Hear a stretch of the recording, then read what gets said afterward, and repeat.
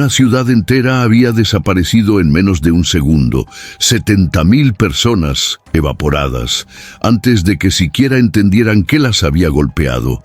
Y en los salones forrados de madera oscura del cuartel general imperial en Tokio, el alto mando japonés todavía creía que podía negociar. La verdad sobre Hiroshima no llegaría a través de reportes oficiales o de testigos oculares, sino a través del silencio absoluto de todas las transmisiones de radio que venían de esa dirección. El general Korechika Anami, ministro de la guerra, sostenía entre los dedos un cigarro que no había encendido, mirando fijamente un mapa donde Hiroshima todavía estaba marcada con un alfiler rojo. Tokio, Japón, 6 de agosto de 1945. Lo que dirían en esas próximas horas no sería un grito de rendición, sino algo mucho más perturbador. El intento sistemático de convencerse a sí mismos de que aquello no podía repetirse. Antes de que sigamos con esta historia, aprovecha y suscríbete al canal. Déjame un like para que lleguemos a la meta de 1000 likes en este video. También comenta de qué lugar estás viendo esto y si tú o alguien de tu familia ha servido en las Fuerzas Armadas. Ahora sí, vamos directo a lo que importa. La primera transmisión de Hiroshima simplemente se detuvo. No hubo alarma, no hubo pedido de auxilio, no hubo el ruido estático típico de equipos dañados. Solo silencio. En la sala de comunicaciones del Estado Mayor, el operador de turno, el cabo Takeshi Yamamoto, ajustó los controles una y otra vez, verificando si el problema estaba en su equipo. Todas las demás estaciones respondían normal. Kure respondía, Kobe respondía, Osaka respondía, Hiroshima no. Llamó a su superior, que llamó a otro superior, que finalmente reportó al coronel Arao Okikatsu, jefe adjunto de operaciones militares. Okikatsu leyó el reporte 2 veces. Una ciudad entera no simplemente se sale del aire. Podía ser un ataque aéreo convencional a gran escala, podía ser sabotaje en las líneas de comunicación, podía ser un problema técnico generalizado.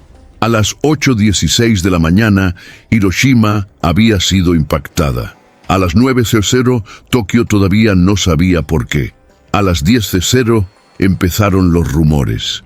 Un piloto de reconocimiento reportó haber visto una nube gigantesca en forma de hongo elevándose sobre la ciudad. Otro piloto, regresando de una misión de patrulla, reportó que donde debería estar Hiroshima solo había humo y fuego.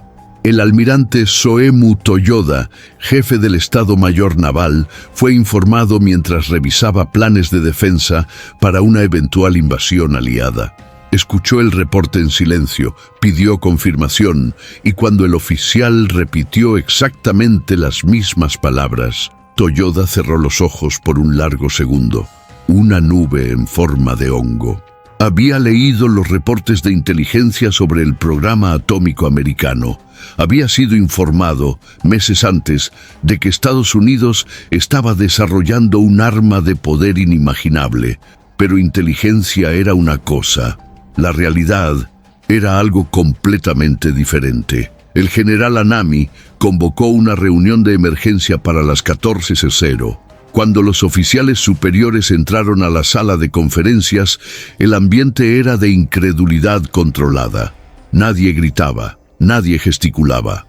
Se sentaron en sus lugares asignados, acomodaron sus espadas ceremoniales y esperaron. Anami entró de último como siempre y no saludó a nadie. Simplemente puso sobre la mesa un reporte preliminar que acababa de recibir. El papel estaba húmedo por el sudor de las manos de quien lo había entregado. Según estimaciones iniciales, basadas en observaciones aéreas y en los pocos relatos de sobrevivientes que habían logrado salir de la zona de destrucción a pie, al menos el 60% de la ciudad había sido completamente destruida.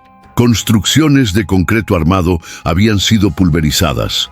Puentes de acero se habían derretido. Personas habían sido convertidas en sombras quemadas permanentemente en el pavimento. Y todo eso con una sola bomba. Una. El teniente general Torashiro Kawabe, vicejefe del Estado Mayor, fue el primero en hablar. Su voz era controlada, casi clínica. Necesitamos confirmar si realmente fue un arma atómica. Puede haber sido una bomba convencional grande. Los americanos tienen capacidad para cargar cargas extremadamente pesadas en los B-29. Era un intento desesperado de normalidad. Todos en la sala sabían que ninguna bomba convencional, sin importar el tamaño, podía causar ese tipo de destrucción. Pero Kawabe había dicho en voz alta lo que todos querían creer, y por un breve momento toda la sala se aferró a esa posibilidad. Tal vez no era atómica, tal vez solo era una nueva versión terrible de algo que ya conocían, algo contra lo que podrían defenderse. Anami ordenó que científicos del Instituto de Investigaciones Físico-Químicas fueran enviados de inmediato a Hiroshima. El profesor Yoshio Nishina, uno de los principales físicos nucleares de Japón, fue convocado con urgencia. Nishina sabía exactamente lo que el gobierno quería oír, que aquello no era una bomba atómica, que los americanos estaban blufeando, que la destrucción tenía otra explicación. Pero Nishina también sabía física, y la física no mentía. Cuando llegó al cuartel general, todavía en bicicleta porque la gasolina era demasiado preciosa para desperdiciarla en traslados civiles, encontró a Anami esperándolo. No hubo saludos. «Profesor, necesito que vaya a Hiroshima y me diga exactamente qué pasó ahí. Necesito hechos, no teorías». Nishina asintió. Tomó un tren militar que salió de Tokio a las 18:00 del mismo día, lleno de oficiales, médicos e ingenieros. Durante el viaje, nadie habló mucho. Miraban por la ventana el campo japonés, los arrozales, los pueblitos pequeños, las montañas lejanas. Todo tan normal, tan intacto. Y luego pensaban en Hiroshima, donde nada de eso existía ya. El tren tenía que parar periódicamente porque los rieles estaban dañados por bombardeos anteriores. Cada parada aumentaba la tensión. Cada hora de retraso significaba más tiempo sin respuestas. Nishina fumaba cigarro tras cigarro, mirando las ecuaciones que había garabateado en un cuaderno. Si realmente era una fisión nuclear descontrolada, la liberación de energía sería del orden de miles de toneladas de TNT, tal vez decenas de miles. La temperatura en el epicentro podría haber alcanzado millones de grados. El material orgánico simplemente dejaría de existir. Cerró el cuaderno.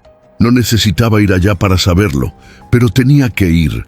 Tenía que ver con sus propios ojos, porque nadie, absolutamente nadie, creería sin evidencia física. Mientras Nishina viajaba a Hiroshima, el Consejo Supremo de Guerra se reunía de nuevo en Tokio. Eran 6 hombres que decidían el destino de un imperio.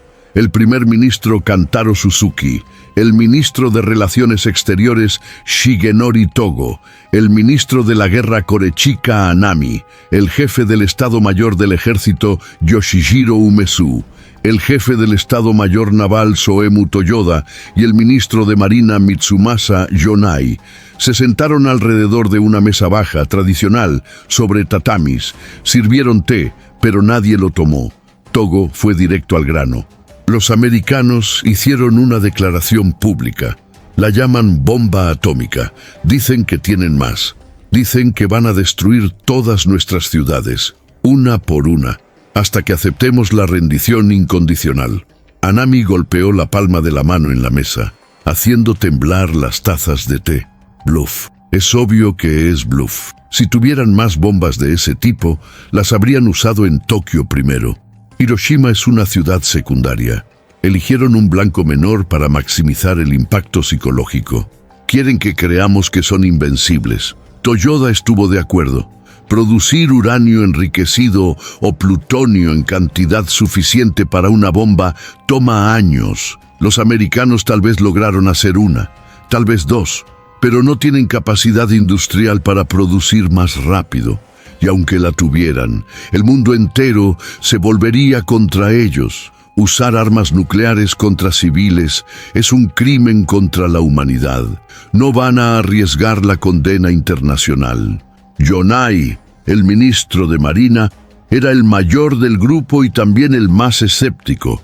Había estado en contra de la guerra desde el principio. Ahora miraba a sus colegas con algo que parecía lástima. Señores, estamos debatiendo cuántas bombas atómicas tienen los americanos mientras Hiroshima todavía arde. La cuestión no es cuántas tienen. La cuestión es que usaron una y la van a usar de nuevo. Silencio. Pesado. Asfixiante. Umezu, jefe del Estado Mayor del Ejército, era conocido por su pragmatismo brutal. Había planeado la defensa final del territorio japonés, la llamada Operación Ketsugo, que movilizaría a cada hombre, mujer y niño capaz de empuñar un arma. Hiroshima no cambiaba nada, en su opinión. Aunque sea una bomba atómica, aunque tengan 10 o 20, todavía tenemos 60 millones de japoneses dispuestos a pelear hasta la muerte. Los americanos tendrán que invadir. Y cuando invadan, vamos a hacerles pagar caro cada playa, cada ciudad, cada calle. El costo será tan alto que tendrán que negociar. Una bomba, por más poderosa que sea, no gana una guerra. Era la doctrina militar japonesa llevada al extremo absoluto. Muerte antes que deshonra, resistencia hasta el último hombre, pero Togo, el diplomático, sabía que esa lógica tenía un problema fundamental. General Umezu, con todo respeto, los americanos no necesitan invadir. Pueden simplemente seguir destruyendo nuestras ciudades una por semana hasta que no quede nada. Ningún ejército, ninguna fuerza de voluntad puede combatir eso. Anami intervino de nuevo. Y por eso necesitamos negociar ahora, mientras todavía tengamos algo que negociar, mientras todavía existan ciudades, mientras todavía exista un Japón, pero no rendición incondicional, jamás. Necesitamos garantizar la preservación del sistema imperial, del Kokutai. Necesitamos garantizar que el emperador no sea juzgado como criminal de guerra. Sin eso, no hay rendición posible. El primer ministro Suzuki, que había permanecido en silencio hasta entonces, finalmente habló. Su voz era débil, cansada. Tenía 77 años y parecía tener 100. Ministro Togo, envíe un mensaje a los soviéticos. Pregunte si todavía están dispuestos a mediar una paz honorable entre nosotros y los americanos. Era la última esperanza de Japón. La Unión Soviética había firmado un pacto de no agresión que todavía estaba técnicamente vigente.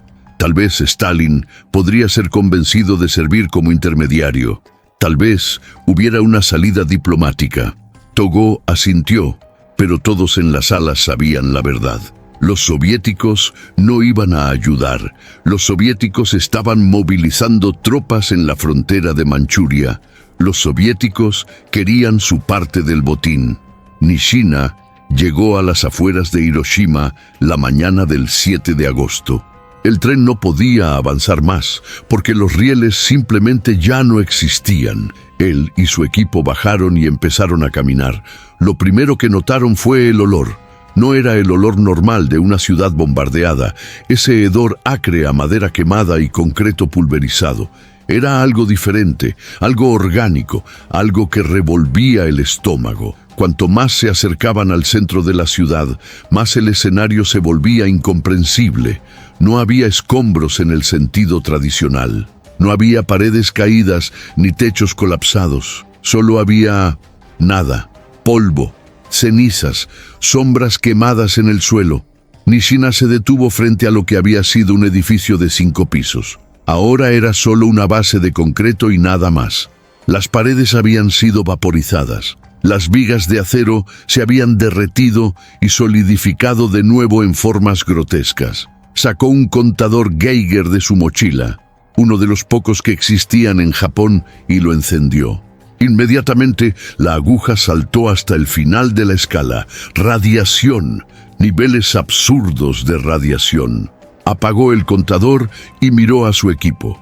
Era atómica, sin duda posible. Uno de los ingenieros preguntó, con voz temblorosa, «Profesor, ¿cuánto tiempo hasta que la radiación baje a niveles seguros?» Nishina hizo los cálculos mentalmente. Dependía del tipo de material fisionable usado, de la altitud de la detonación, de las condiciones atmosféricas. Años, tal vez décadas. Siguieron caminando, documentando todo, midiendo cráteres, recogiendo muestras, fotografiando y encontrando sobrevivientes. Personas que deberían estar muertas, pero de alguna forma todavía respiraban. Sus pieles estaban quemadas en patrones extraños, donde la ropa había ofrecido protección, pero la piel expuesta había sido carbonizada. Algunos estaban ciegos, otros vomitaban sangre. Todos tenían la misma mirada vacía, demasiado en shock para procesar lo que había pasado. Una mujer sostenía a un bebé muerto, meciéndolo suavemente, cantando una canción de cuna.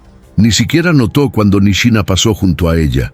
Un hombre estaba sentado en medio de la calle, mirando sus manos. La piel se había desprendido como guantes. Miró a Nishina y preguntó tranquilamente, «¿Dónde está todo el mundo?» Nishina no respondió. No había respuesta posible. Los reportes preliminares de Nishina llegaron a Tokio por telégrafo la noche del 7 de agosto.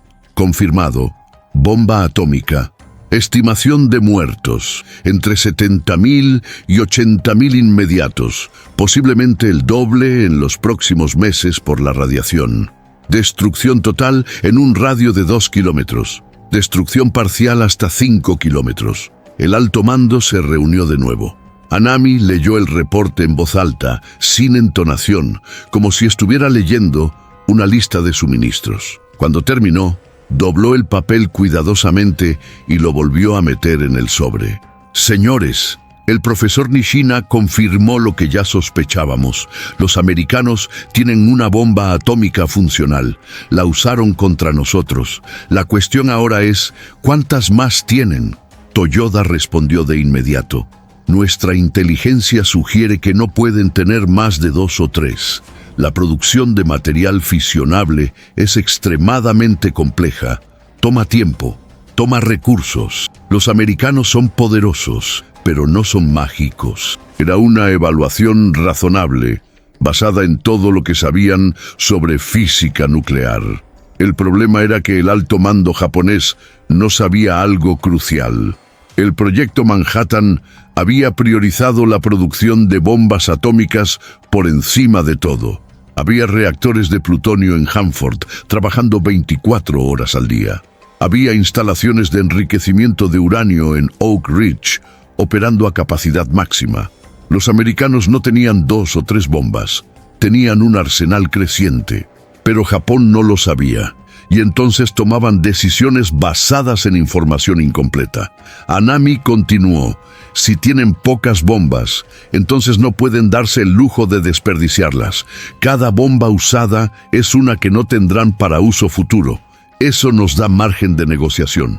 Podemos ofrecer rendición condicional, preservación del sistema imperial, sin ocupación militar total, sin juicios por crímenes de guerra. Si se niegan, resistimos. Y cada día de resistencia cuesta vidas americanas, recursos americanos, voluntad política americana. Eventualmente negociarán». Togo negó con la cabeza. «Ministro Anami, los americanos ya dejaron claro que solo aceptan rendición incondicional. No van a negociar, no después de 4 años de guerra». Anami golpeó el puño en la mesa de nuevo. «Entonces que lancen bombas hasta que no quede nada, pero no nos vamos a arrodillar como perros». En realidad, mientras el alto mando debatía en Tokio, Estados Unidos ya estaba preparando la segunda bomba.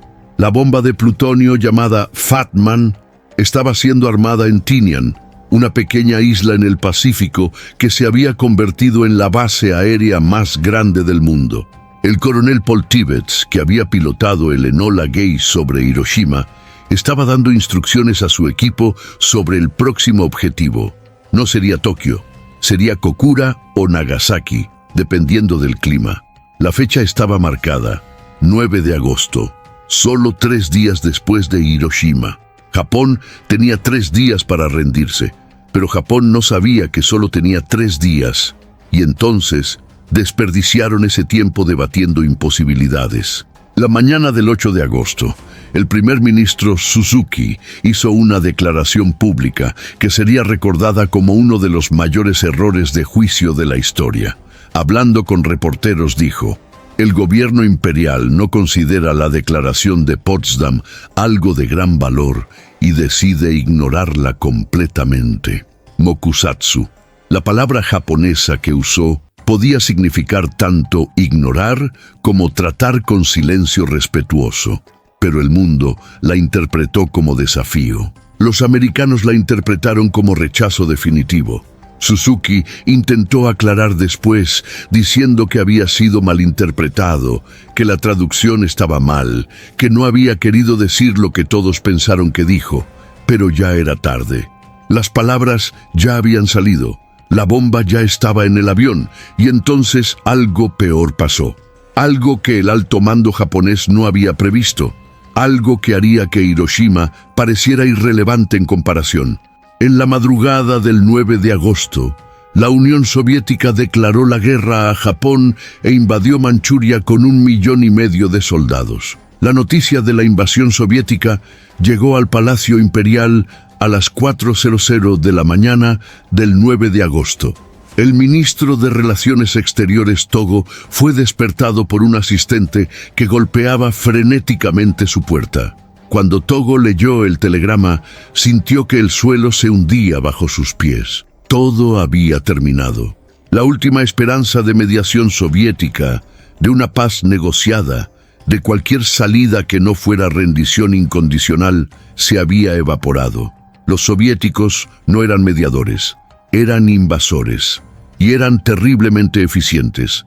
El ejército de Kwantung, la orgullosa fuerza japonesa que había ocupado Manchuria por años, estaba siendo masacrado. Ciudades enteras caían en cuestión de horas. Las defensas japonesas, planeadas para resistir un ataque americano desde el mar, eran completamente inútiles contra tanques soviéticos que venían por tierra. Togo corrió al Palacio Imperial, donde encontró al emperador Hirohito, despierto, vestido con su uniforme militar, esperando. Hirohito era una figura compleja. Públicamente era visto como una divinidad viva.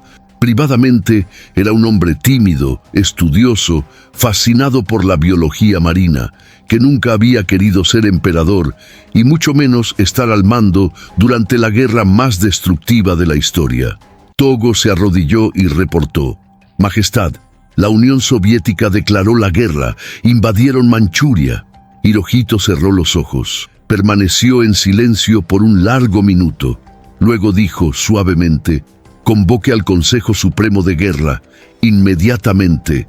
Eran las 5:30 de la mañana cuando los 6 miembros del Consejo se reunieron. Estaban exhaustos, no habían dormido bien en días y ahora enfrentaban 2 crisis simultáneas: la bomba atómica americana y la invasión soviética. Toyoda, que siempre había sido el más optimista sobre una posible mediación soviética, parecía haber envejecido 10 años de la noche a la mañana. Su rostro estaba gris. No dijo nada al entrar a la sala. Simplemente se sentó y esperó. Anami también estaba en silencio.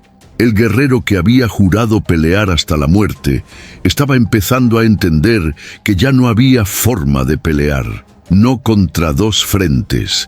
No contra bombas atómicas de un lado y tanques soviéticos del otro. Y entonces, a las 11:02 de la mañana del 9 de agosto, mientras el Consejo Supremo de Guerra todavía debatía qué hacer, una segunda bomba atómica explotó sobre Nagasaki. El mayor Charles Sweeney, pilotando el B-29 Boxcar, había elegido Nagasaki como objetivo secundario después de encontrar nubes sobre Kokura. La bomba de plutonio Fat Man detonó a 469 metros de altitud, creando otra bola de fuego de millones de grados, otra nube en forma de hongo, otra ola de destrucción absoluta, 40.000 muertos instantáneos, 60.000 más en los meses siguientes. La noticia llegó a Tokio por radio militar a las 13:00. El operador que recibió la transmisión leyó el reporte 3 veces, pensando que había entendido mal. No era posible, no podía ser, pero era. Otra bomba, solo 3 días después de la primera. Los americanos no tenían solo 1 o 2 bombas, tenían un arsenal. Podían seguir bombardeando indefinidamente. Cuando informaron a Anami, estaba reunido con otros oficiales del ejército, planeando la defensa final de Japón. Alguien entró a la sala y le entregó un papel. Anami leyó. Su mano empezó a temblar. Puso el papel sobre la mesa, lo alisó cuidadosamente y luego dijo con voz controlada pero vacía: Nagasaki fue impactada por una segunda bomba atómica. Silencio total. El general Umezu, que siempre había defendido resistencia hasta el final, murmuró: 2 en 3 días. Si tienen 2, tienen más. Pueden tener 10, pueden tener 100. Un coronel presente en la reunión, Takeshita, cuñado de Anami, preguntó: ¿qué hacemos ahora? Anami no respondió. Por primera vez en la guerra, el ministro de la Guerra de Japón no tenía respuesta. El Consejo Supremo de Guerra se reunió de nuevo a las 14:30 del 9 de agosto. Esta vez, el ambiente era diferente. Ya no había postura, ya no había bravata. Togo presentó los hechos fríamente. Hiroshima destruida, Nagasaki destruida, Unión Soviética invadiendo Manchuria, ejército de Kwantung colapsando, China inalcanzable, Sudeste Asiático perdido, islas del Pacífico ocupadas, flota naval aniquilada, fuerza aérea reducida a kamikazes, economía hecha pedazos, población civil muriendo de hambre. Y ahora, bombas atómicas que podían arrasar ciudades enteras en segundos. «Señores», dijo Togo, «ya no tenemos opciones». Anami levantó la cabeza. Sus ojos estaban rojos de cansancio. «Todavía tenemos condiciones. Todavía podemos exigir preservación del Kokutai. Todavía podemos...» Yonai lo interrumpió. «Ministro Anami, con todo respeto, no estamos en posición de exigir nada. Los americanos van a arrasar cada ciudad japonesa. Los soviéticos van a ocupar cada territorio que alcancen. Si seguimos resistiendo, no habrá Japón que defender». Anami se levantó, tirando su silla. «¿Entonces quieres que nos rindamos incondicionalmente? ¿Que aceptemos la humillación completa? ¿Que permitamos que juzguen al emperador como criminal de guerra? ¿Que acaben con todo por lo que luchamos?» Yonai también se levantó.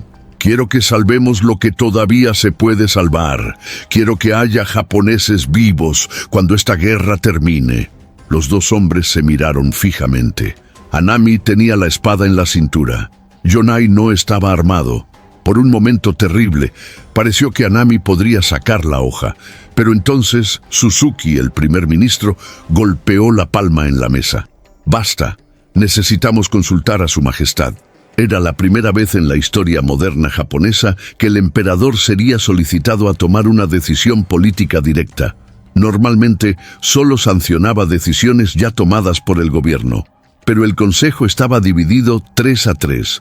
Togo, Yonai y Suzuki querían rendición inmediata, aceptando solo la preservación del sistema imperial.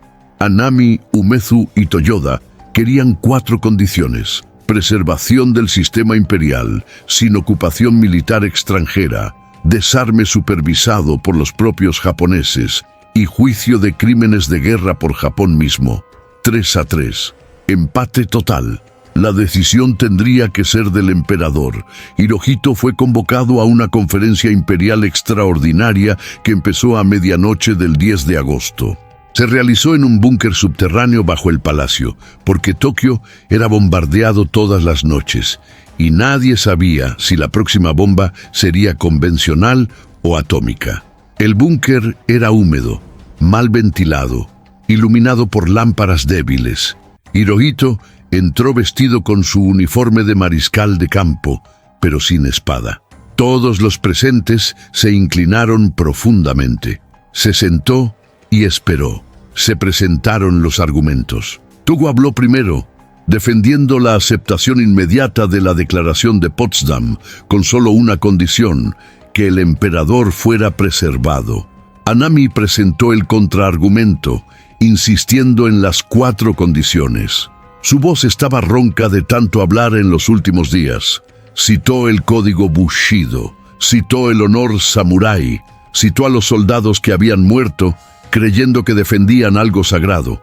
Majestad, si aceptamos rendición incondicional, todo habrá sido en vano, todas las muertes, todo el sufrimiento.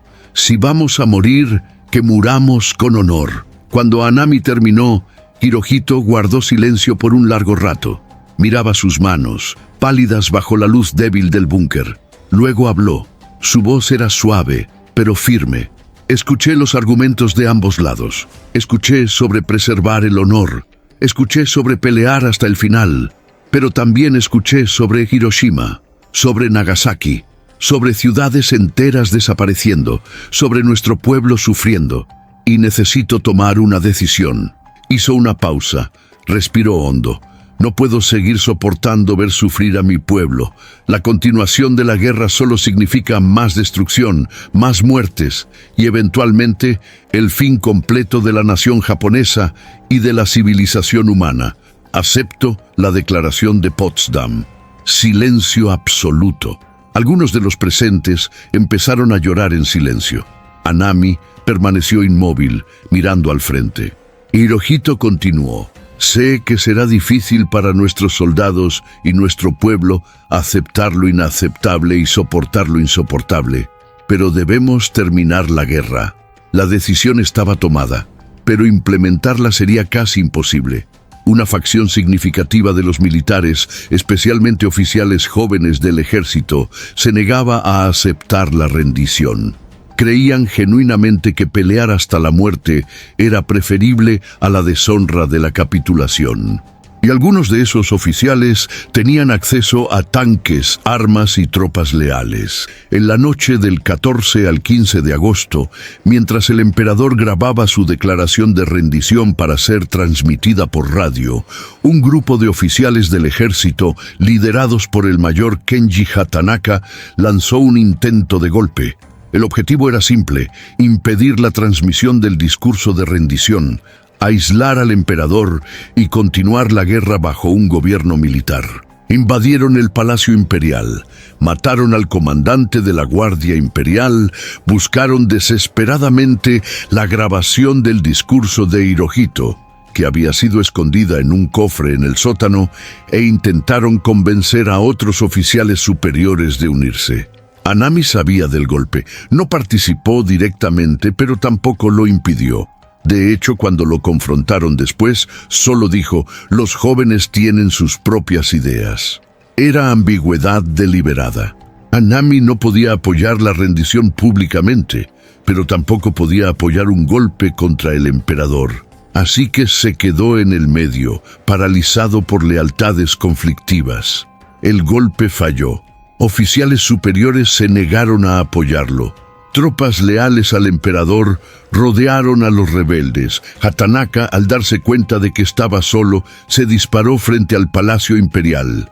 Su cuerpo fue encontrado la mañana del 15 de agosto, todavía sosteniendo una pistola. Nami, esa misma mañana, cometió seppuku en su casa. Escribió una carta antes de morir, pidiendo disculpas al emperador por sus fracasos y expresando esperanza de que Japón se recuperara. Luego, con ritual preciso, se cortó el abdomen con una espada corta y su cuñado, según el protocolo, lo decapitó para terminar el sufrimiento. Era su último intento de preservar el honor en medio de la derrota total.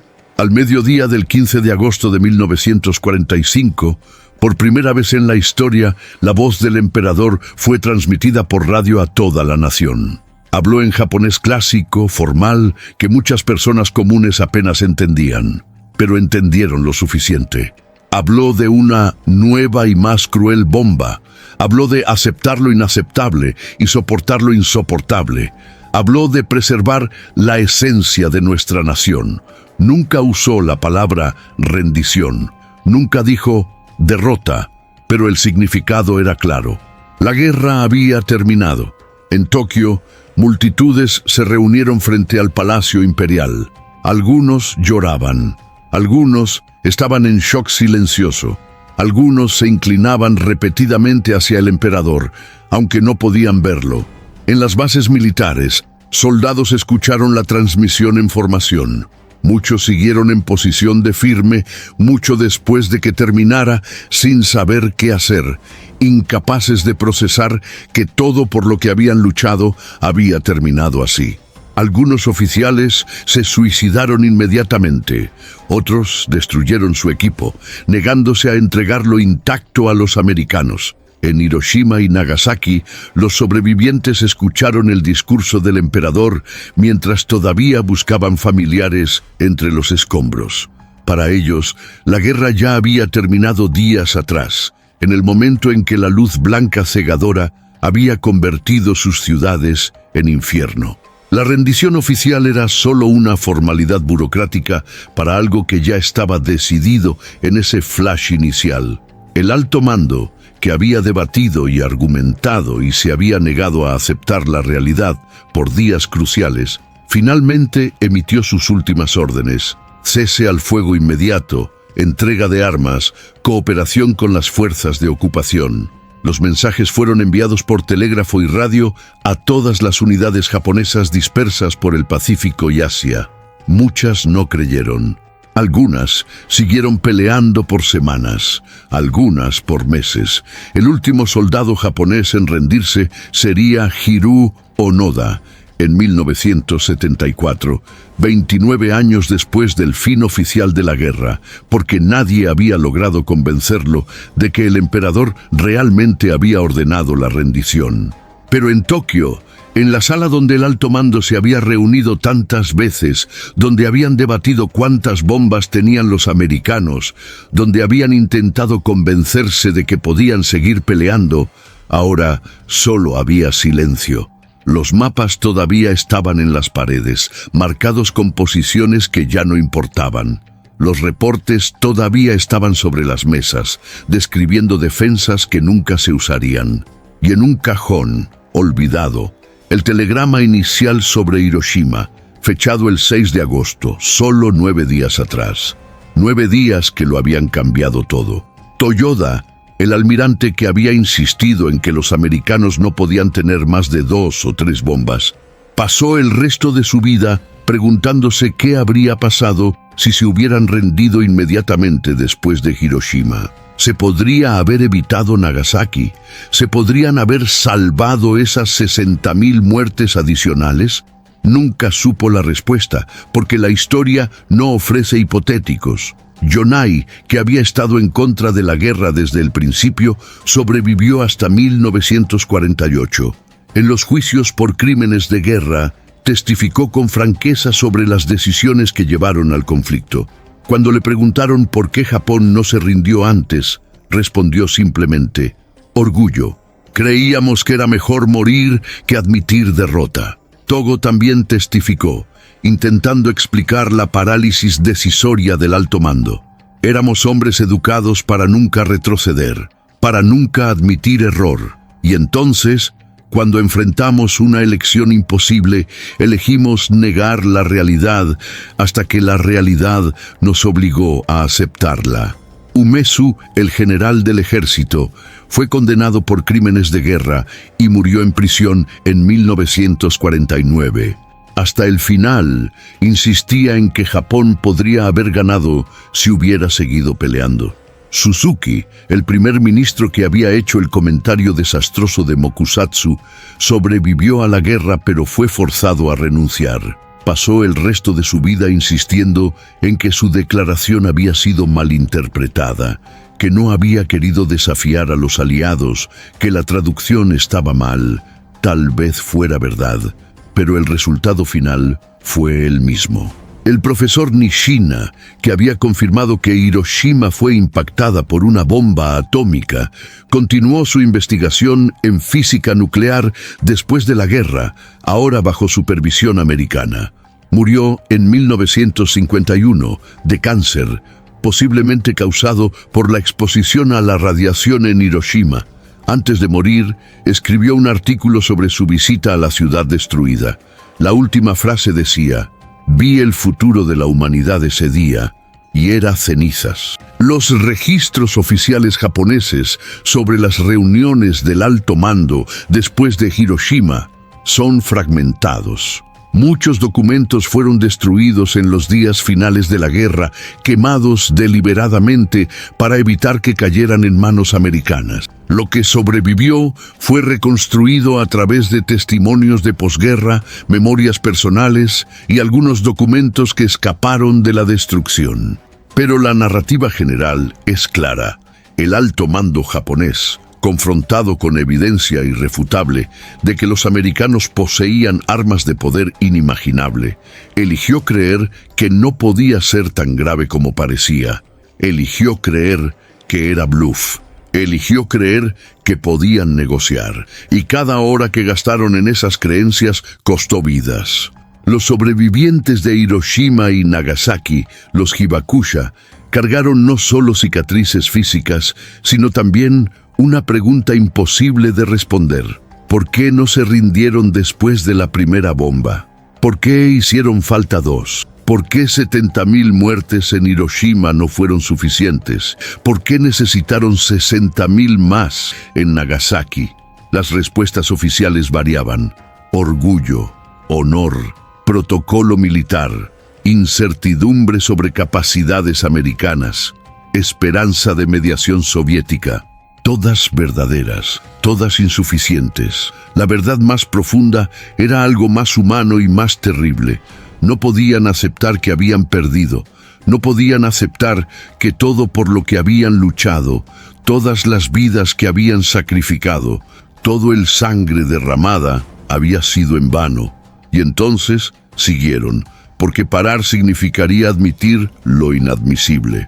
La declaración Gyokwon Hoso, el discurso de rendición de Hirohito, contenía una frase que se haría famosa: «El enemigo ha empezado a emplear una nueva y más cruel bomba, cuyo poder de causar daño es en verdad incalculable, cobrando el tributo de muchas vidas inocentes. Si continuáramos peleando, eso no solo resultaría en el colapso final y obliteración de la nación japonesa, sino que también llevaría a la extinción total de la civilización humana». Era finalmente el reconocimiento oficial de lo que significaba la bomba atómica.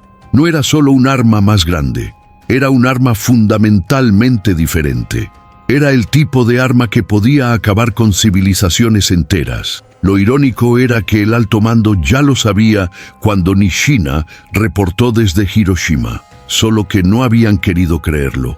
Habían visto los números: 70.000 muertos instantáneos, destrucción total en kilómetros, radiación que persistiría por décadas. Y aún así habían elegido continuar, apostando a que los americanos no tenían más bombas, apostando a que el mundo condenaría a Estados Unidos, apostando a que podían soportar unas cuantas bombas más y aún ganar mediante resistencia fanática.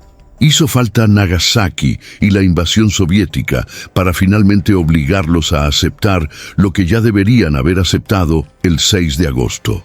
En los años siguientes, historiadores debatirían intensamente si las bombas atómicas fueron necesarias para forzar la rendición japonesa.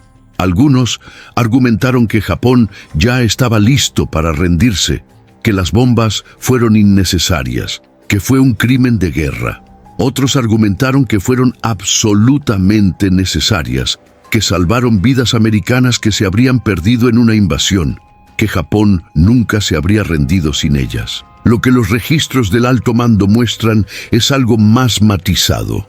Estaban dispuestos a considerar la rendición, pero solo bajo condiciones muy específicas que los aliados no estaban dispuestos a aceptar.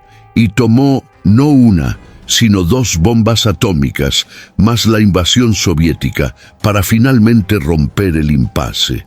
En septiembre de 1945, cuando las fuerzas de ocupación americanas llegaron a Japón, encontraron un país en ruinas, pero no un país en rebelión. La transición fue sorprendentemente pacífica. Los soldados japoneses entregaron sus armas, los civiles cooperaron.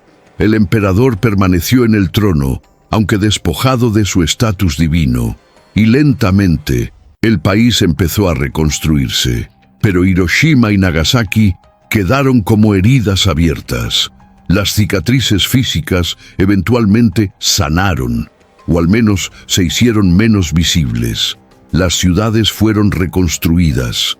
Pero las cicatrices psicológicas, la memoria de ese momento en que el cielo se iluminó con una luz más brillante que 1000 soles, eso nunca desapareció del todo. Los hibakusha, los sobrevivientes, fueron marcados para siempre, no solo físicamente sino socialmente. Muchos enfrentaron discriminación, vistos como contaminados por la radiación, indeseables para matrimonio, peligrosos para estar cerca. Hizo falta una generación entera para que ese estigma empezara a disminuir. Y durante todo ese tiempo, la pregunta persistía: ¿qué dijo el alto mando cuando se dio cuenta de que Hiroshima había desaparecido? La respuesta, documentada en registros fragmentados y testimonios de posguerra, no era lo que muchos esperaban. No hubo grito de horror, no hubo reconocimiento inmediato de derrota, no hubo rendición humilde, hubo negación, hubo cálculo, hubo debate sobre si los americanos estaban blufeando, hubo discusión sobre cuántas bombas podrían tener. Hubo intentos de minimizar, de racionalizar, de encontrar una salida que no fuera rendición total. Hizo falta Nagasaki para que finalmente admitieran lo obvio. Y aún entonces fue una decisión del emperador, no del alto mando, la que finalmente terminó la guerra. Los documentos americanos sobre el bombardeo cuentan una historia paralela. En los días después de Hiroshima, mientras el alto mando japonés debatía, los comandantes americanos esperaban. El general Douglas MacArthur, que supervisaría la ocupación de Japón, había previsto que una bomba atómica forzaría rendición inmediata. Cuando eso no pasó, se frustró. ¿Destruimos una ciudad entera y todavía no se rinden? ¿Qué más hace falta? La respuesta llegó en Nagasaki, pero incluso después de la segunda bomba, todavía tomó 6 días para la rendición oficial. 6 días de debates internos, de intentos de golpe, de oficiales que se negaban a aceptar la realidad. Durante esos 6 días, los bombardeos convencionales continuaron. Tokio fue bombardeado, Osaka fue bombardeado, ciudades menores fueron bombardeadas, submarinos americanos hundían barcos de suministro japoneses. La guerra no se detuvo mientras el alto mando debatía. Siguió, matando más gente, destruyendo más infraestructura, prolongando el sufrimiento. Y entonces, finalmente, el emperador habló, y se acabó. No con el estruendo de una batalla final épica, sino con la voz débil de un hombre de mediana edad, leyendo un texto preparado en japonés clásico que la mitad de la población apenas entendía. Así terminó la guerra más destructiva de la historia humana. No con gloria, no con honor, sino con agotamiento, radiación, cenizas y la admisión reacia de que continuar significaría aniquilación completa. El legado de esas decisiones tomadas por el alto mando japonés en agosto de 1945 resuena hasta hoy. La cuestión de cuándo rendirse, cuándo admitir derrota, cuándo aceptar que seguir peleando causa más daño que beneficio, sigue siendo relevante en todos los conflictos. Los militares japoneses habían sido educados en una tradición donde rendición era vergüenza mayor que la muerte, donde pelear hasta el último hombre era visto como virtud. Y entonces, cuando se enfrentaron a una situación donde esa filosofía llevaría a la destrucción total, no solo del ejército, sino de la civilización entera, no pudieron adaptarse lo suficientemente rápido. Tomó 2 bombas atómicas y una invasión soviética para obligarlos a cambiar. Y aún así, fue por un margen peligrosamente estrecho. Si el golpe del 14-15 de agosto hubiera tenido éxito, Si Hirohito no hubiera intervenido personalmente, si Anami hubiera apoyado a los jóvenes oficiales en lugar de permanecer neutral, la guerra podría haber continuado. Más ciudades habrían sido bombardeadas atómicamente. Los soviéticos habrían ocupado más territorio. Eventualmente, Japón habría sido completamente destruido. Esa fue la elección que enfrentaron en esos días de agosto. Rendición con condiciones versus aniquilación completa. Y tomó demasiado tiempo precioso hacer la elección obvia. Cada hora de debate, cada reunión del Consejo Supremo de Guerra, donde argumentaban sobre cuántas bombas tenían los americanos, cada momento gastado intentando negociar términos que los aliados jamás aceptarían, todo eso costó vidas. Vidas en Nagasaki, vidas en los bombardeos convencionales continuos, vidas en Manchuria, donde los soviéticos avanzaban. Y cuando finalmente se rindieron, fue sin las condiciones por las que tanto habían luchado. Los americanos acordaron solo preservar al emperador, y aún eso fue ambiguo, diciendo que estaría sujeto al comandante supremo de las fuerzas aliadas. Todas las demás condiciones que Anami había insistido eran esenciales, sin ocupación extranjera, autodesarme, autojuicio de crímenes de guerra, fueron completamente ignoradas. Japón fue ocupado. Japón fue desarmado por fuerzas americanas. Criminales de guerra japoneses fueron juzgados por tribunales internacionales. Todo lo que Anami había dicho que era inaceptable pasó, y Japón sobrevivió, prosperó eventualmente. Se convirtió en una de las economías más grandes del mundo, pero tomó décadas. Y todo podría haber empezado antes, con menos muertes, menos destrucción, si el alto mando hubiera sido capaz de aceptar la realidad cuando Hiroshima desapareció. En lugar de eso, gastaron tiempo intentando calcular, intentando blufear, intentando encontrar una salida imposible. Y Nagasaki pagó el precio por esa hesitación. Los sobrevivientes de Nagasaki siempre lo supieron. Sabían que su ciudad no necesitaba ser destruida. Sabían que si Japón se hubiera rendido después de Hiroshima, ellos estarían vivos, sus familias estarían vivas, su ciudad estaría intacta. Pero el alto mando no se rindió. Y entonces, 40,000 personas murieron porque 6 hombres en Tokio no pudieron aceptar lo inaceptable lo suficientemente rápido. Esa es la verdad brutal sobre lo que dijo el alto mando cuando se dio cuenta de que Hiroshima había desaparecido. Dijeron que los americanos estaban blufeando, que no tenían más bombas, que el mundo se volvería contra ellos, que todavía era posible negociar.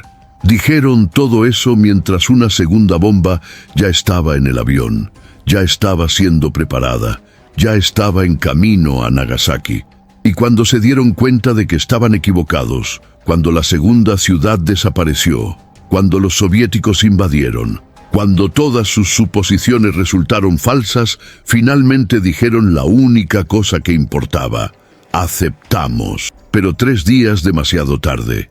3 días que costaron 60,000 vidas. 3 días que transformaron Nagasaki de un puerto próspero en otro campo de cenizas radioactivas. Y la pregunta que atormentaría a los historiadores por décadas no era si Japón eventualmente se rendiría, sino por qué tomó tanto tiempo. ¿Por qué hombres inteligentes, educados, informados sobre física nuclear, con reportes detallados sobre la destrucción de Hiroshima, eligieron creer que era un evento aislado en lugar de un presagio de lo que vendría? La respuesta estaba enterrada en las mismas estructuras que habían creado. El sistema militar japonés estaba construido sobre jerarquía absoluta y obediencia incuestionable, pero paradójicamente también estaba paralizado por la necesidad de consenso entre facciones. El ejército y la marina operaban casi como naciones separadas dentro del mismo país, cada uno con su propia agenda, sus propios objetivos, sus propias interpretaciones de honor y deber. Y cuando esos dos pilares del poder militar discrepaban, cuando las facciones dentro de cada uno se dividían aún más, el resultado era parálisis decisoria, en un momento en que decisiones rápidas eran cuestión de supervivencia nacional. Anami representaba a la vieja guardia, los guerreros criados creyendo que la muerte en batalla era el mayor honor posible. Yonai y Togo representaban una facción más pragmática, hombres que habían visto el mundo más allá de Japón y entendían que las guerras modernas se ganaban con economía y tecnología, no solo con valor y espada. Y Hirohito, el emperador que rara vez intervenía directamente, estaba atrapado entre su rol como figura sagrada por encima de la política y la realidad brutal de que era la única persona cuyas palabras tenían peso suficiente para forzar una decisión final. En los días inmediatamente después de la rendición, mientras el mundo celebraba el fin de la Segunda Guerra Mundial, Japón entraba en un extraño período de limbo. La guerra había terminado oficialmente, pero las fuerzas de ocupación americanas todavía no habían llegado. Durante 2 semanas, el país existió en un estado de suspensión, ni en guerra ni en paz, gobernado por autoridades japonesas que ya no tenían autoridad real, pero todavía mantenían las funciones administrativas porque no había nadie más para hacerlo. En ese periodo, miles de documentos fueron quemados, archivos militares enteros desaparecieron en llamas. Se emitieron órdenes para destruir evidencia de crímenes de guerra, investigaciones sobre armas biológicas, registros de experimentos médicos en prisioneros. El alto mando sabía lo que venía. Sabían que habría juicios, sabían que algunos de ellos probablemente serían ejecutados, y entonces intentaron borrar lo más posible del registro histórico antes de que llegaran los americanos. No todo fue destruido. Documentos escondidos en sótanos, diarios personales guardados por oficiales de nivel medio, memorandos que habían sido copiados y distribuidos demasiado ampliamente para recuperarlos todos, esos sobrevivieron. Y a través de esos fragmentos, la historia de las reuniones de agosto de 1945 fue eventualmente reconstruida. Pero los registros oficiales completos, las actas detalladas de las reuniones del Consejo Supremo de Guerra, los telegramas entre Tokio y unidades de campo, gran parte de eso se perdió para siempre en las fogatas de esas 2 semanas de agosto. El general Douglas MacArthur desembarcó en Japón el 30 de agosto de 1945. Bajó del avión usando lentes oscuros y fumando una pipa de mazorca, proyectando una imagen de confianza casual que contrastaba deliberadamente con la formalidad rígida de la cultura militar japonesa. Era teatro calculado. MacArthur entendía el poder del simbolismo. Había insistido en desembarcar sin escolta armada pesada, solo con algunos asesores, para demostrar que no temía resistencia japonesa. Era un riesgo. Todavía había millones de soldados japoneses armados en el país, muchos de los cuales consideraban la rendición una traición y a MacArthur un enemigo a matar. Pero el riesgo valió la pena. Su llegada pacífica, sin incidentes, transmitió un mensaje poderoso. La guerra realmente había terminado. Japón realmente había perdido. La resistencia era inútil. En los días siguientes, MacArthur estableció su cuartel general en el edificio Dai-ichi en Tokio, literalmente a unos cuantos cuadras del Palacio Imperial. Era otro mensaje simbólico. Él estaba al mando ahora. El emperador, que durante toda la guerra había sido presentado como una divinidad viva, ahora estaba subordinado a un general americano. Las primeras reuniones entre MacArthur y Hirohito fueron tensas. Hirohito llegó vestido con traje formal occidental, no su uniforme militar. Habló en inglés vacilante, aunque tenía intérpretes disponibles. Estaba intentando parecer cooperativo, no amenazador. MacArthur, en contraste, permaneció sentado durante la mayor parte de la reunión, un insulto deliberado según el protocolo japonés. Pero también le aseguró a Hirohito que el sistema imperial sería preservado, que no sería juzgado como criminal de guerra, que Japón tendría permiso para mantener su identidad cultural. Era el acuerdo que Anami había intentado negociar antes de morir, pero ahora venía sin negociación, como regalo unilateral del conquistador, no como acuerdo entre iguales. La ceremonia de rendición formal ocurrió el 2 de septiembre de 1945, a bordo del USS Missouri, anclado en la bahía de Tokio. Era domingo, día elegido deliberadamente por MacArthur. El cielo estaba nublado, caía una ligera llovizna. La cubierta del Missouri estaba llena de oficiales americanos, corresponsales de prensa, cámaras filmando todo para la posteridad.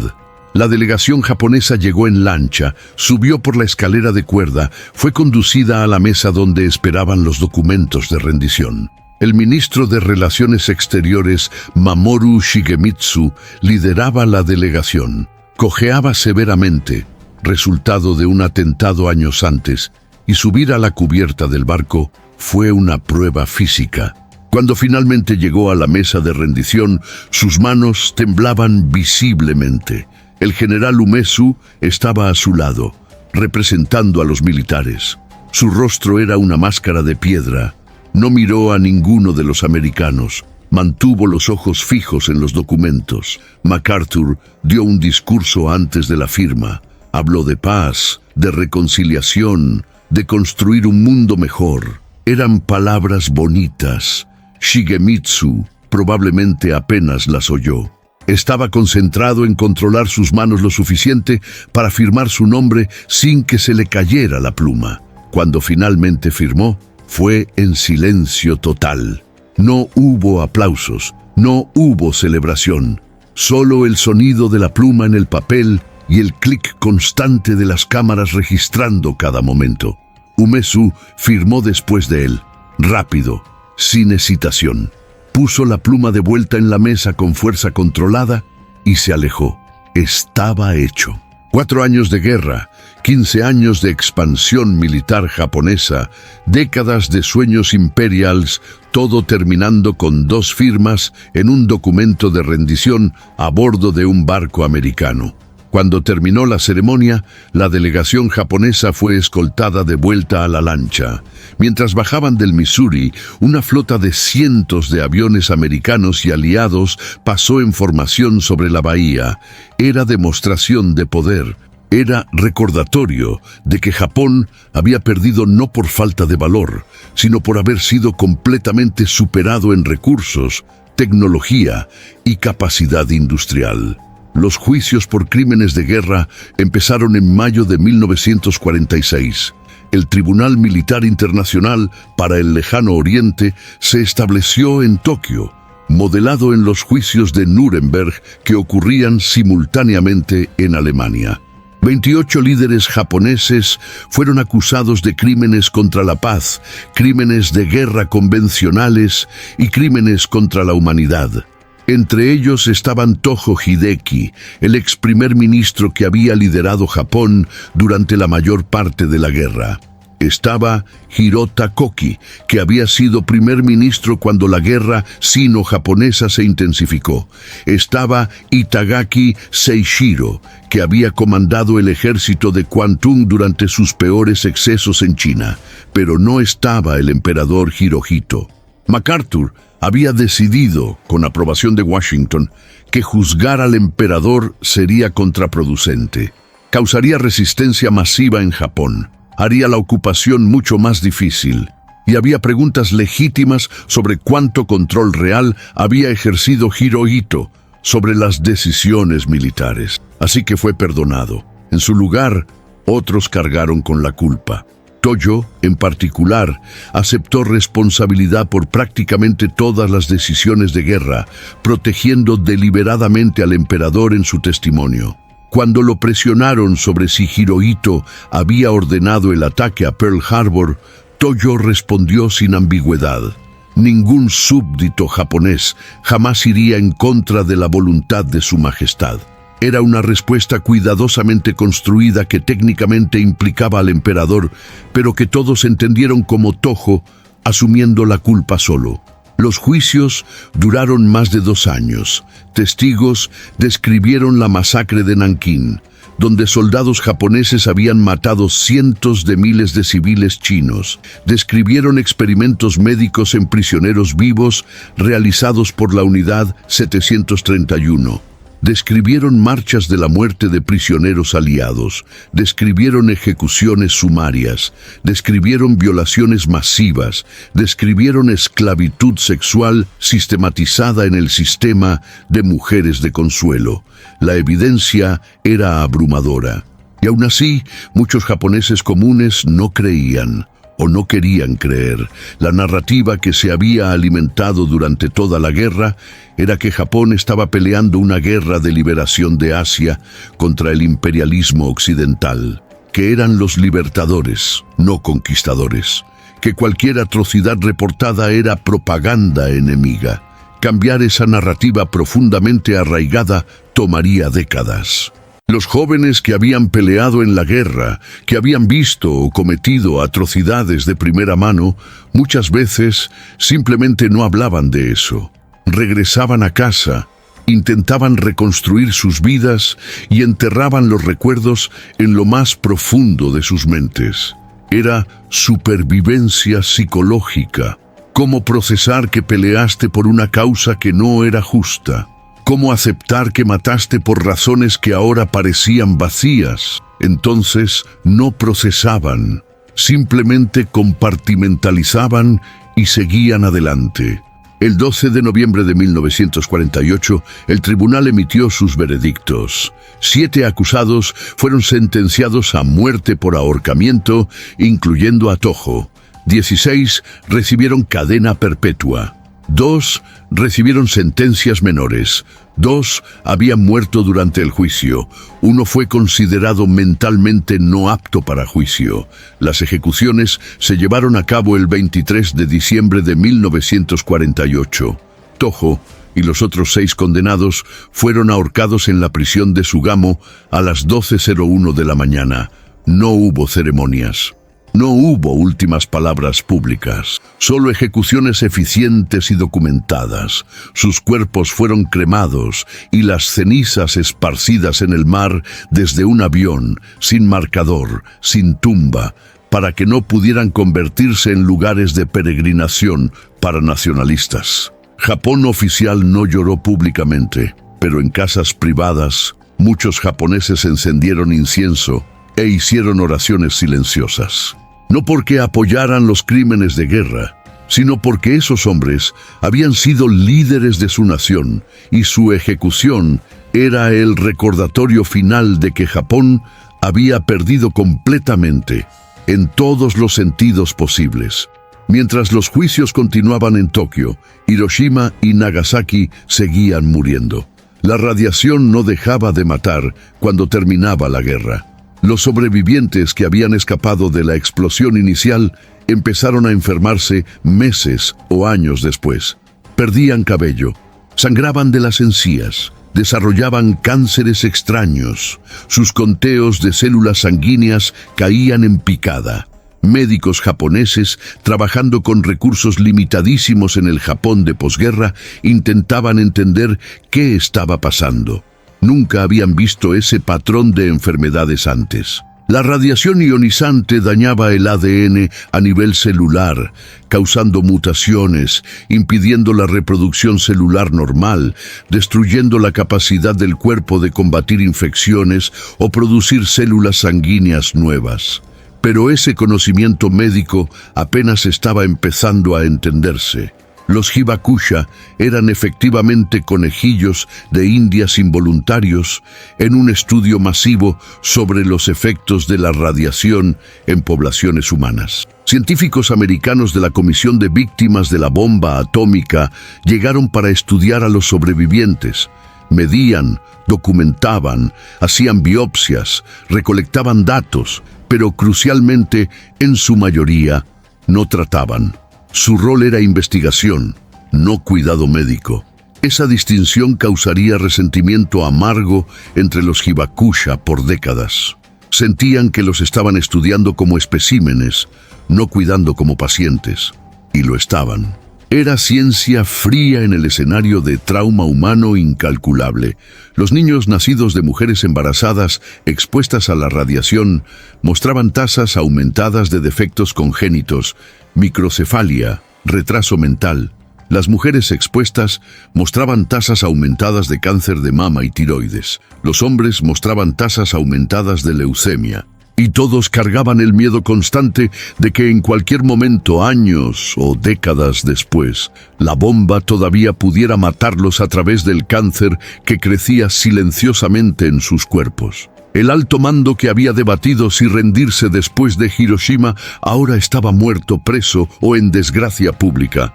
Anami había cometido seppuku, Toho sería ahorcado, Umezu moriría en prisión. Toyoda sería juzgado pero absuelto por falta de evidencia suficiente de crímenes específicos, aunque su complicidad moral era incuestionable. Yonai, que había estado en contra de la guerra, sobreviviría con reputación relativamente intacta. Togo testificaría en los juicios y sería sentenciado a 20 años de prisión, donde moriría en 1950. Suzuki, el primer ministro, nunca sería juzgado, pero viviría el resto de sus días intentando explicar su comentario mokusatsu, insistiendo hasta el final que había sido malentendido. Ninguno viviría para ver a Japón convertirse en la potencia económica que sería en las décadas siguientes. Ninguno vería Hiroshima y Nagasaki reconstruidas. Ninguno testimoniaría el tratado de seguridad entre Japón y Estados Unidos que transformaría a antiguos enemigos en aliados. Su legado era más complejo que simplemente perdedores de guerra. Habían sido hombres atrapados en un sistema que no permitía flexibilidad, educados en tradiciones que valoraban la muerte sobre la rendición, operando bajo códigos de honor que hacían imposible admitir error hasta que fuera demasiado tarde. Y cuando finalmente enfrentaron un arma que volvía irrelevantes todas sus tradiciones y códigos, cuando se vieron ante una realidad donde resistencia no significaba honor, sino solo más muertes, no pudieron adaptarse lo suficientemente rápido. 3 días. Ese fue el costo de su parálisis. 3 días entre Hiroshima y Nagasaki. 3 días que costaron una ciudad entera. Y aún entonces tomó 6 días más después de Nagasaki para que finalmente admitieran lo obvio. Lo que dijo el alto mando japonés cuando se dio cuenta de que Hiroshima había desaparecido no fue lo que debería haber sido.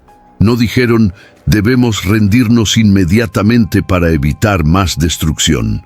Dijeron, tal vez sea bluff, tal vez no tengan más, tal vez el mundo se vuelva contra ellos. Eligieron creer en lo improbable porque la alternativa, aceptar derrota total, abandonar todas las posiciones por las que habían peleado, admitir que la guerra fue un error catastrófico, era psicológicamente imposible para hombres entrenados para nunca retroceder. Y entonces Nagasaki pagó por esa imposibilidad psicológica con 40.000 vidas. Los sobrevivientes de Nagasaki nunca perdonaron del todo, ni a los americanos que lanzaron la bomba, pero tampoco al alto mando que desperdició 3 días preciosos en debates inútiles. En las décadas siguientes, Japón desarrollaría una relación complicada con su propia historia de guerra. Libros de texto minimizaban atrocidades japonesas en Asia. Santuarios que honraban criminales de guerra junto con soldados comunes causaban protestas diplomáticas de países vecinos. Hiroshima y Nagasaki eran recordadas como tragedias, pero el contexto de por qué se usaron las bombas era frecuentemente omitido o suavizado. Era más fácil verse como víctima que confrontar el rol de agresor que Japón había jugado. Pero los Hibakusha no permitían que se olvidara del todo. Sus cicatrices físicas servían como recordatorios constantes, y muchos de ellos se convirtieron en activistas por la paz, viajando por el mundo, contando sus historias, alertando sobre los peligros de las armas nucleares. Si había algún significado que extraer de su sufrimiento, ellos determinarían cuál era. Nunca más. Cuando Hirohito murió en 1989, después de un reinado de 62 años, Japón entró en período de luto nacional. Pero también había preguntas sin resolver. ¿Debería haber sido juzgado?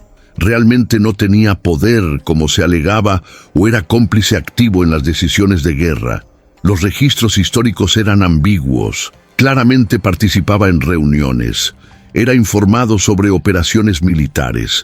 Pero ¿cuánto control real ejercía versus simplemente sancionar decisiones ya tomadas por otros? La decisión final de rendirse era evidencia de que podía ejercer autoridad decisiva cuando elegía, lo que significaba que podría haberlo hecho antes. Podría haber forzado la rendición después de Hiroshima, en lugar de esperar por Nagasaki y la invasión soviética, pero no lo hizo. Y entonces 60.000 personas murieron en Nagasaki mientras él esperaba el consenso del Consejo Supremo de Guerra, que nunca llegó de forma natural. Esas preguntas siguieron siendo controvertidas en Japón. Algunos defendían a Hirohito como figura trágica atrapada por circunstancias. Otros lo veían como cobarde moral que permitió que atrocidades ocurrieran bajo su reinado sin intervenir.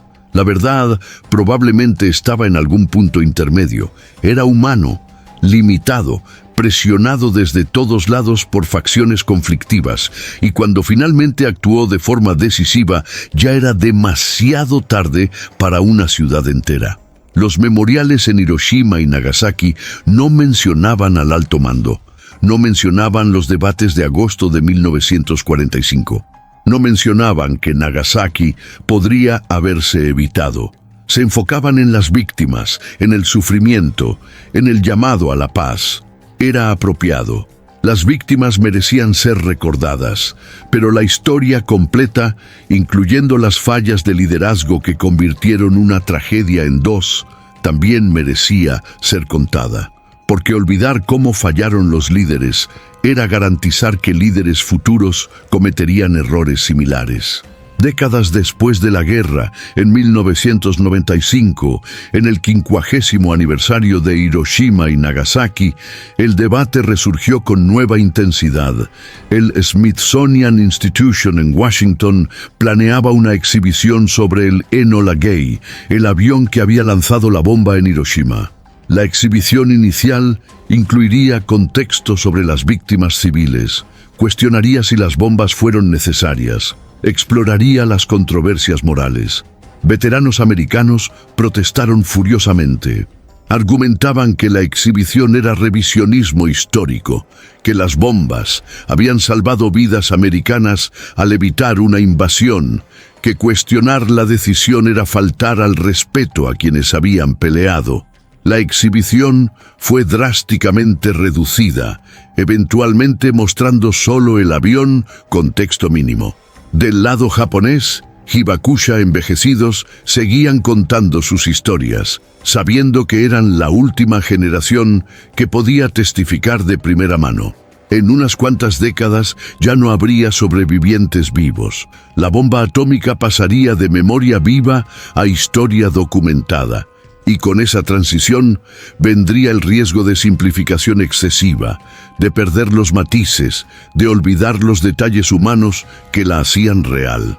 En 2016, Barack Obama se convirtió en el primer presidente americano en ejercicio en visitar Hiroshima. No pidió perdón. Eso había sido aclarado de antemano. Pedir perdón implicaría que la decisión había estado mal. Y ningún presidente americano estaba dispuesto a decir eso oficialmente. Pero habló del sufrimiento de las víctimas, de la esperanza de un mundo sin armas nucleares, de la responsabilidad moral de todos. Fue un gesto simbólico importante, incluso sin disculpa formal. Para muchos Hibakusha presentes, era suficiente. No necesitaban que Estados Unidos admitiera error. Necesitaban solo reconocimiento de que algo terrible había pasado, que vidas se habían perdido, que el sufrimiento había sido real. Pero una pregunta seguía sin respuesta satisfactoria. ¿Qué habría pasado si el alto mando japonés se hubiera rendido inmediatamente después de Hiroshima? ¿Se habría salvado Nagasaki? La respuesta era probablemente sí, pero no con certeza. La segunda bomba ya estaba preparada. La mentalidad entre algunos comandantes americanos era usar todas las armas disponibles para forzar la rendición lo más rápido posible. Pero si Japón hubiera anunciado rendición incondicional el 7 de agosto, es probable que el bombardeo de Nagasaki se hubiera cancelado. Los soviéticos igual habrían invadido Manchuria. Eso ya estaba en marcha y no se podía detener. Pero tal vez con términos de rendición ya aceptados, la invasión habría sido más contenida. Tal vez menos vidas se habrían perdido en Manchuria. Tal vez la división de la península coreana entre zonas de ocupación soviética y americana habría sido diferente.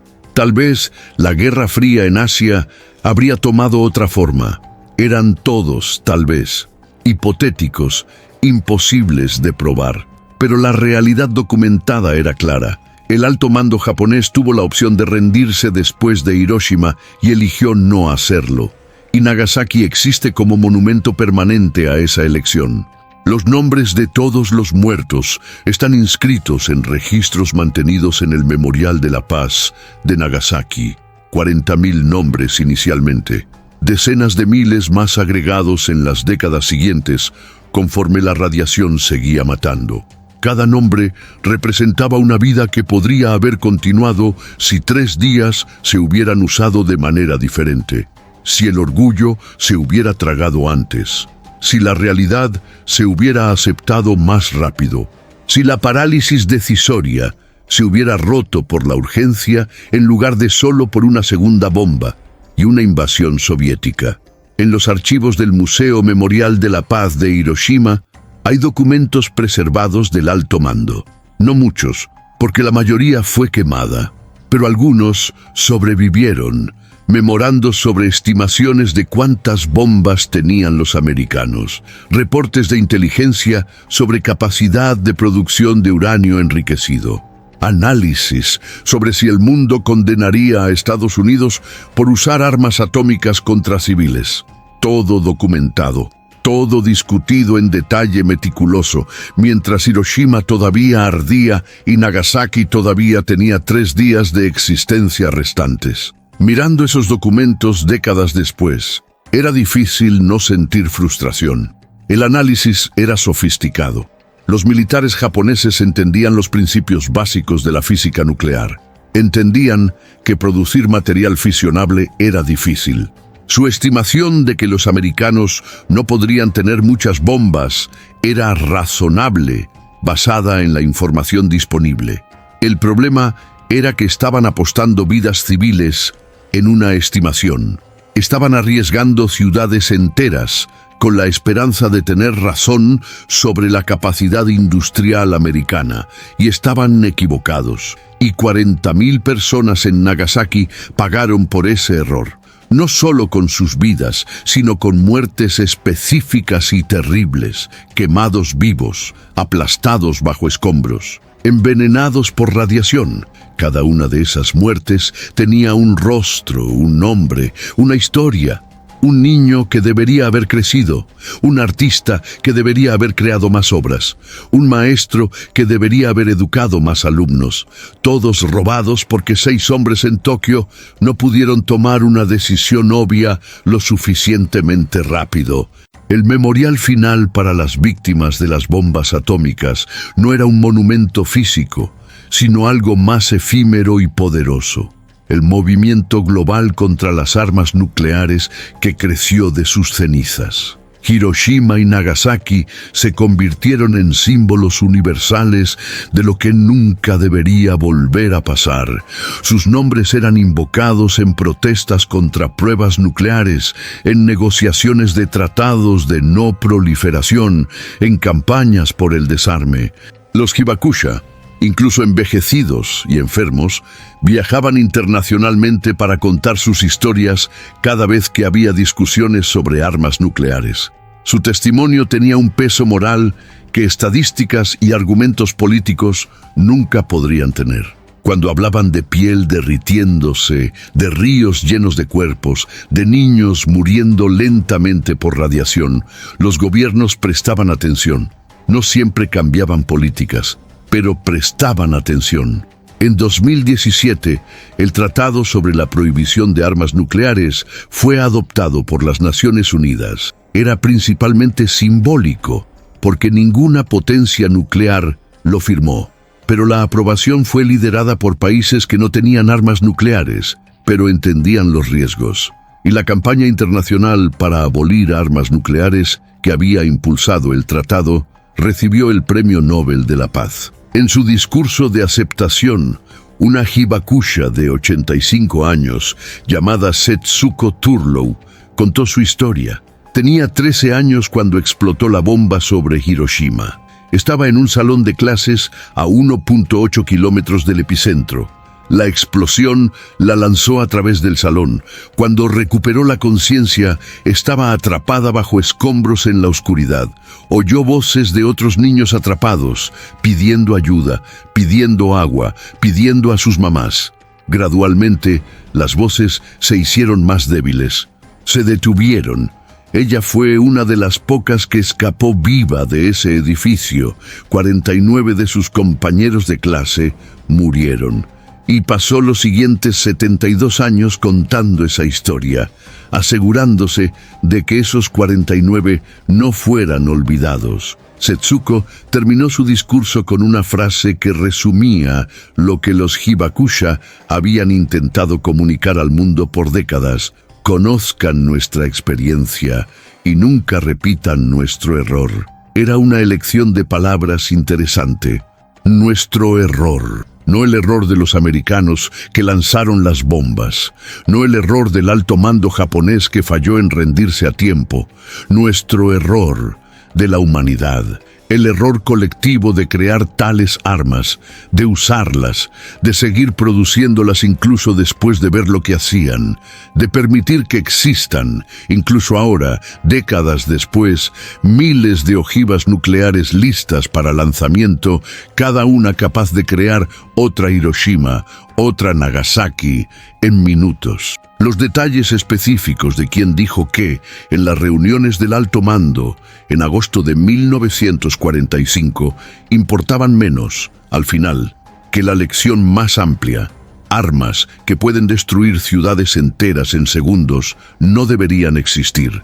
Y líderes que priorizan orgullo y protocolo sobre vidas humanas no deberían tener poder para decidir el destino de naciones. Ambas lecciones habían sido compradas con sangre, con 70.000 vidas en Hiroshima, con 40.000 en Nagasaki, con incontables más que murieron de radiación en los años siguientes. Y décadas después, mientras el mundo todavía mantenía arsenales capaces de destruir la civilización varias veces, la pregunta seguía: ¿realmente habíamos aprendido?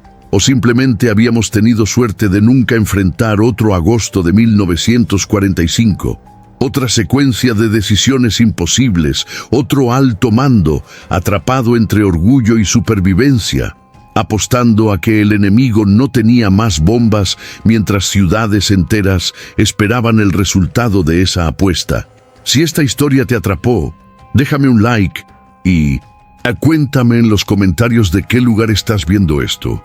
Quiero ver hasta dónde está llegando nuestro contenido. Aprovecha y suscríbete al canal para recibir más relatos e historias impactantes, todo gratis. Un gran abrazo y nos vemos en el próximo video.